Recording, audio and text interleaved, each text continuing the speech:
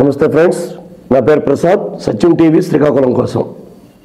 శ్రీకాకుళం జిల్లా పలాస నియోజకవర్గం ప్రస్తుతం రాష్ట్రంలో హాట్ టాపిక్. ఎందుకంటే ఉదయం వచ్చే పత్రికలు మెయిన్ పేజీలో గత 2 రోజులుగా ఇక్కడ క్రైమ్ కథనాలు లేదు అంటే రాజకీయ కథనాలు కవర్ చేస్తున్నాయి. అందుకే ఇది స్టేట్ వైడ్గా హాట్ టాపిక్ అయింది. ఇక్కడ సిట్టింగ్ ఎమ్మెల్యే గౌతు శిరీష, మాజీ ఎమ్మెల్యే ఇప్పుడు వైకాపా ఇన్ఛార్జ్ డాక్టర్ శ్రీధర్ అప్పలరాజు ఇద్దరు ఒకేసారి ఈ నియోజకవర్గంలో సూప్లో పడ్డారు, ఇబ్బందులు ఎదుర్కొంటున్నారు. ఇద్దరిది స్వయంకృతమా అంటే స్వయంకృత అపరాధం అని చెప్పచ్చు. లేదు అంటే యాక్సిడెంటల్గా జరిగిందని తీసుకుంటే యాక్సిడెంటల్గా జరిగిపోయి ఉంటుందిలే అనే భావనకి రావచ్చు. ఏది నిర్ణయం అభిప్రాయం ఏదనేది వీక్షకులకు వదిలేస్తే అక్కడ జరిగిన పరిణామాలు మీ ముందుంచడానికే ఇప్పుడు ఇలా కెమెరా ముందు కనిపిస్తున్నాను. 2024 ఎన్నికల్లో టీడీపీ అధికారంలోకి వచ్చిన తర్వాత పలాస టౌన్ పార్టీ అధ్యక్షుడిని హతమార్చడానికి బీహార్కి చెందిన ఓ సుపారీ గ్యాంగ్కు కొంత మొత్తం ఇచ్చి పలాసలో మర్డర్ ప్లాన్ చేశారని ఈ మధ్యన పోలీసులు ఓ కుట్ర కోణాన్ని ఛేదించారు. ఇందుకు సంబంధించి మొదటి రోజు ఇద్దరు వైకాపా నేతల్ని అదుపులోకి తీసుకున్నారు. ఇదేది తెర వెనక ఏం జరుగుతుంది అనేది మాజీ మంత్రి ప్రస్తుత వైకాపా ఇన్ఛార్జ్ డాక్టర్ అప్పలరాజు గారికి తెలుసో తెలియకుండానో తన మనుషులిద్దరిని పోలీసులు వితౌట్ ఇంటిమేషన్ ఇంట్లో ఉన్న వాళ్ళని తీసుకుపోయారంటూ అర్ధరాత్రి 12 గంటలప్పుడు కాశీబుగ్గ పోలీస్ స్టేషన్ దగ్గర బైఠాయించి నిరసన తెలిపారు. కానీ పోలీసులు ఇన్వెస్టిగేషన్లో టీడీపీ పలాస కాశీబుగ్గ టౌన్ ప్రెసిడెంట్ను హతమార్చడానికి వైకాపా నాయకులు సుపారీ ఇవ్వడం, దాన్ని పోలీసులు ఛేదించడంతో ఇందులో ప్రధాన సూత్రధారులుగా ఉన్నవారిని వారికి అనుకూలంగా ఇంట్రాగేషన్ లో పేర్లు వచ్చిన దాన్ని బట్టి 2-3 అరెస్ట్ చేసి తీసుకువెళ్తున్నారు. అప్పలరాజు మంత్రిగా సుదీర్ఘకాలం డాక్టర్గా పనిచేసి అసెంబ్లీలో శ్రీకాకుళం జిల్లా నుంచి ధర్మాన ప్రసాదరావు తర్వాత అంత పెద్ద ఎత్తున విరుచుకు పడగలిగే నాయకుడిగా ముద్రపడిన అప్పలరాజు తన పార్టీ కార్యకర్తల కోసం పోలీస్ స్టేషన్ ముందు బైఠాయించడం ఇప్పుడు పూర్తిగా చర్చనీయాంశమైంది. ఎందుకంటే ఇదేదో వేరే కేసులోనో కక్ష సాధింపు చర్యల్లో భాగంగానో లేదో ఓ పెట్టి కేసులోనో వీరిని అరెస్ట్ చేసి తీసుకువెళ్తే అప్పలరాజు కాదు, స్వయంగా జగన్మోహన్ రెడ్డి వచ్చి ఇక్కడ ధర్నా చేసినా తప్పులేదు. కానీ ఓ మర్డర్ కేసుకి సంబంధించి అది కూడా ఓ బీహార్ గ్యాంగ్ను సుపారీ ఇచ్చి వచ్చే అంశం మీద పోలీసులు అరెస్ట్ చేస్తే అప్పలరాజు ఆయన స్టేషన్ ముందు బైఠాయించడం ఇప్పుడు రాష్ట్ర వ్యాప్తంగా పెద్ద చర్చకు దారితీస్తుంది. ఎన్నికలు అయిన తర్వాత బండ Nagaraju town Palasa Kashibugga town TDP అధ్యక్షుడు వరుసగా వైకాపా నాయకులను టార్గెట్ చేసుకుని దాడులు చేయడం ప్రారంభించారు.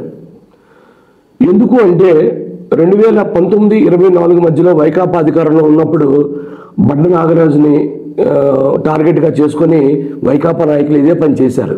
ఆ రోజు మంత్రి అప్పలరాజు, అప్పుడు మంత్రిగా ఉన్న అప్పలరాజు ఇక్కడ దీన్ని ఇటువంటి వేధింపు రాజకీయాలు కానీ కక్ష సాధింపు రాజకీయాలకు కానీ ఎక్కడా పోలీస్ స్టాప్ పెట్టకుండా తెర వెనుక మద్దతు తెలిపినట్టే 5 ఏళ్లలో జరిగిన సంఘటనలు మనకు అనేక రుజువు చేస్తాయి. అప్పట్లో స్టేషన్ సిఐని కూడా పూర్తిగా వాడుకొని వైకాపా తన అనుచరులతో టీడీపీ నాయకుల మీద దాడి చేసిందని అనేక ఆరోపణలు ఉన్నాయి. పత్రికల్లో కథనాలు వచ్చింది. ఇప్పుడు అదే బండ నాగరాజుని టీడీపీ కంట్రోల్ చేయలేకపోతుంది. గతంలో ఆయన మీద వ్యక్తిగతంగా టార్గెట్ చేశారు కాబట్టి ఇప్పుడు అదే బండ నాగరాజు టీడీపీ టౌన్ పార్టీ అధ్యక్షుడి హోదాలో వైకాపా నాయకుల మీద దాడి చేస్తుంటే వీరు ఏకంగా ఆయన్ని లేపేయడానికే ఒక స్కెచ్ వేశారు. ఇందులో భాగంగా పోలీసులు అరెస్ట్ చేస్తే అప్పలరాజు గారు స్టేషన్ ముందు బైఠాయించారు. ఇది ఎప్పుడైతే బెడిసి కొట్టిందో ఆయన తర్వాత మీడియాకు కనబడకుండా దూరంగా ఉన్నారు.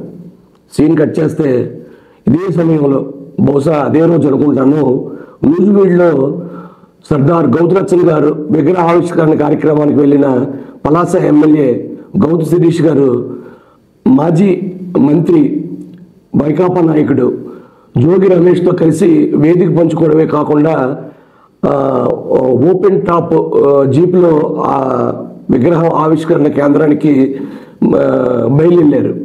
ఇది పెద్ద ఎత్తున వివాదం రేగింది.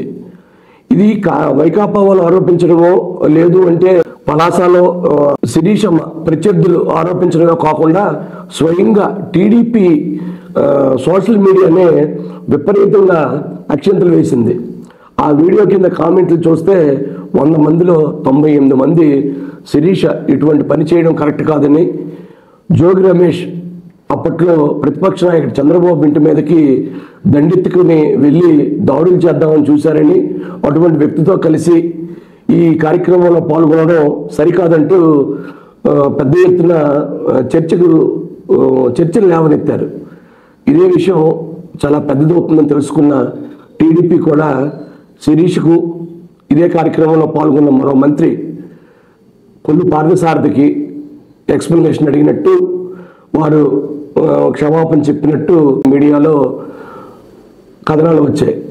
కట్ చేస్తే గౌతు శిరీష గౌరు సంఘం నాయకుడుగా ఉన్న, లేదంటే మాజీ స్వతంత్ర సమరయోధుడు, రాష్ట్రంలో ఒకప్పుడు ప్రతిపక్షానికి పెద్ద దిక్కు, కాంగ్రెసేతర రాజకీయాలకు చుక్కానిగా నిలిచిన సర్దార్ గౌతులచ్చన్కి మనవరాలుగా ఆమె కార్యక్రమానికి వెళ్ళినప్పుడు ఖచ్చితంగా ఒక ఇన్విటేషన్ ఇచ్చి ఉంటారు. అది ఏ జిల్లాలోనైనా ఎక్కడైనా. ఎందుకంటే ఫస్ట్ ఇన్విటేషన్ నాకు తెలిసి శిరీష్ కుటుంబానికే వచ్చి ఉంటుంది. అంటే శివాజీ గారికి కానీ శిరీష్కి కానీ వచ్చి ఉంటుంది.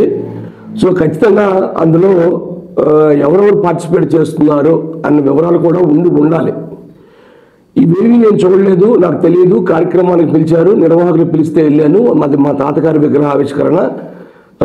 సో ఇందులో నా ప్రమేయం లేకుండా జరిగిపోయిందని ఆమె మీడియా ముఖంగా ఆమె యూట్యూబ్లో ఒక సందేశం పంపినా కూడా ఈ గొడవ ఇక్కడితో సద్దుమణగలేదు.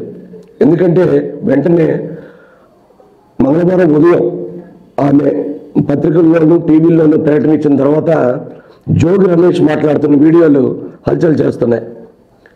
ఈ రాష్ట్రంలో సర్దార్ గౌతులచ్చన్న విగ్రహాలకు ఎక్కడైనా పెద్ద ఎత్తున ఆవిష్కరణలు జరిగాయి, ఆయనకి పెద్ద ఎత్తున గౌరవం వచ్చింది అంటే అది మాజీ ముఖ్యమంత్రి స్వర్గీయ రాజశేఖర రెడ్డి గారి వల్లేనని స్వయంగా జోగి రమేష్ శిరీష్ గారి పక్కన నిల్చొని చెప్తున్నారు. సో ఈ వ్యవహారం ఇంతటితో ఆగినట్లేదు. శిరీష్కి కూడా ప్రస్తుతానికి ఆవిడ మినిస్టర్ కాదు, ఇంకో పెద్ద పదవుల్లో లేరు కాబట్టి ఆమెకి ఇమీడియట్గా వచ్చే నష్టం లేకపోవచ్చు. అలాగే అప్పలరాజు గారు నేరస్తుల కోసం స్టేషన్ ముందు బైఠాయించి జనం దృష్టిలో చులకనైపోయినా మరో 4.5 ఏళ్ళ వరకు ఎన్నికలు లేనందున ఆయనకు కూడా ఎప్పటికెప్పుడు వచ్చే నష్టం లేదు. కానీ ఒక్క మాట, రాజకీయ నాయకులంటే కేవలం ఎన్నికల్లో గెలుపొంది అధికారం చేతికొచ్చిన తర్వాత చక్రం తిప్పుతామని భావించడమే కాకుండా తెర వెనక ఏం జరుగుతుందో కూడా తెలుసుకోగలిగితేనే 10 కాలాల పాటు రాజకీయాలు చేయగలుగుతారు.